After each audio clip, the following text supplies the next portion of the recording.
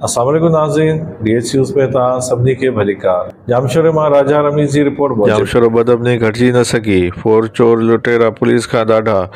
Jamshoro central road वासी उस्ताद नादिर अली चांडियो खां वाबडा training centre वटां सिम नाले जे पुल मथां 3 मोटरसाइकिलनि हथियारबंदनि हिन जी मोटरसाइकिल खे टक्कर हणी पट ते किरायईं। संदसि मोटरसाइकिल CD70 फुर करे फरार थी विया। उन हवाले सां फुर मुतासिर नौजवान मासद नादिर चांडियो जो चवणु आहे त मां घर सैंडोज रोड खां हैदराबाद तरफ़ वञी रहियो हुअसि त वाबडा ट्रेनिंग सेंटर वटि बुट ॿधल हथियारबंद मुंहिंजे स्कूटर खे टक्कर हणी मूंखे पट ते किराए छॾियो। जंहिं बाद मूंखां स्कूटर फुर करे विया। ॿारड़ियूं कयो त कुझु वेझे बीठल माण्हुनि मूं वटि पहुता। असां फुर करण जूं दाहूं कयूं त हिननि असां मथां हवाई फायरिंग कंदा पेटारो तरफ़ फरार थी विया। उन हवाले सां मुतासिर चवण त कुझु फुर रोज़ाने जी बुनियाद ते जामशोर ए सेक्शन थाणे भरिसां फुर मोटरसाइकिलूं रोक रक़म मोबाइल फोन सरेआम शहरियुनि खे रस्ता रोक करण बाद फुर करे रहिया आहिनि। पुलिस उन फौरन अॻियां बेवस आहे। कंहिं शहरी सां दादारसी नथी थिए। शहर अंदरि अमन ख़्वाब बणिजी वियो आहे। मुतासिर तरफ़ां जामशोर ए सेक्शन थाणे ते पहुची अहिड़े पेश आयल वाक़िए जी NC रिपोर्ट दर्ज कराई छॾी आहे।